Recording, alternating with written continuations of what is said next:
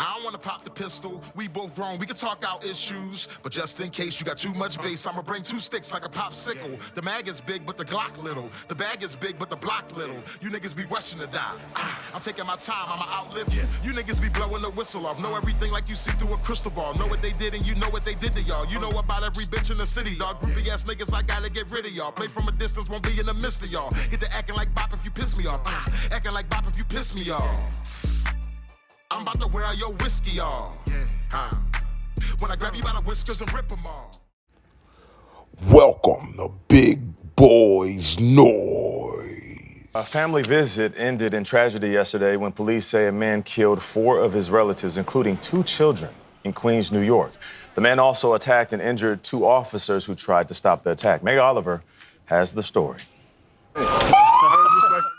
This scene was chaos. Multiple victims, a house on fire, and a madman on a rampage, on a mission. New York City police say 2 veteran officers responded to a 911 call around 5:10 Sunday morning from a young female who reported her cousin was killing her family. The police chief says when the officer arrived, they approached Courtney Gordon leaving the driveway with luggage. An encounter that lasted about 10 seconds where the male draws a knife on officers. He stabs one officer in the neck, chest area. He strikes the second officer in the head. Police say one of the injured officers shot and killed Gordon. Other responding officers found an 11-year-old girl lying in the front yard with stab wounds. She was pronounced dead at the hospital. A fire believed to be set by the suspect made it difficult to enter the home. And once the fire was extinguished and we were able to get into the apartment, we found another 3 victims, all dead. One of the dead was a 12-year-old boy. A 61-year-old woman, also found inside, is in critical condition. Police are investigating a motive. They say Gordon had a criminal record, and his sister told CBS New York. He's been suffering from depression. I try to seek help for him. Meanwhile, both officers are expected to make a full recovery. Noisy neighbors. This video was a very deep one, guys. This video was just to say, please be safe out there. I don't know, I'm sure a lot of you heard the recent news about the guy who stabbed up his family. He stabbed up like 4 of his family members. His aunt who took him in, the grown man killed his aunt, like an uncle and like 2 little kids. The little girl called the police before she got killed. And then when the police showed up, they seen a gentleman walking out of the house with luggage or whatever. They just asked him, you know anything going on around here or whatever? And as they got close to him, he charged them with the knife, cutting one police across the neck, stabbing another one before one of the police officers got a chance to kill him. Very sad. My condolences to that entire family. And it makes you definitely think about the 20-foot rule on keeping your space, how important it is keeping space. That just go to show you 2 veteran police officers, trained. But it just go to show you life can happen. It can happen to anybody. But guess what? At least those police officers still have their lives because they were able to respond enough to kill the guy with the gun. He just caught him with a sneak attack, which just being normal. And they came and asked him a question with that big, long kitchen knife, a steak knife like this long. Pulled it out and started cutting on the officers. Thank God the officers kept their cool enough to be able to do what they needed to do to kill the gentleman. Okay? To kill the son of a bitch. Okay? It just go to tell you guys, just be careful out there in the world, but it just makes me think about is that a person doesn't have to have a gun to be deadly. A person can be deadly with their hands. A person can definitely be deadly with scissors. And can definitely be deadly with a knife. Okay, so be careful. Don't underestimate people just because they don't look like they're carrying a gun. You know, somebody might be homeless or somebody looking mentally ill, somebody walking up on you into your comfort space.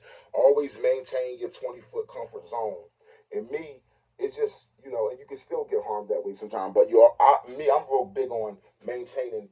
I got very long arms. You can't see on this video how long they are, but I'm very big on maintaining that type of distance from me, arm reach distance where you're all the way on the end there. You know what I mean? We're giving me response time and push you away. Yo, even people walk the clock, I don't allow people just to walk up on me in that way. I'll create space myself if I have to back up. And then I'll pay attention to if you're like trying to keep your feet in line with mine to, you know, to trap me or whatever's going on. That's how serious it is in this world when it comes to knives. I know a lot of you guys also heard about the security officer. I feel so bad in Philadelphia, my city. the young security officer working 2 jobs, UPS overnight, working at a Macy's that my mom used to shop at, that I used to go and shop at all the time, down in Philadelphia in Center City. He catches a guy stealing hats out of the Macy's. He takes the items and he just tells the guy, go ahead. He didn't call the cop, didn't get the guy locked up or anything. Let the guy go.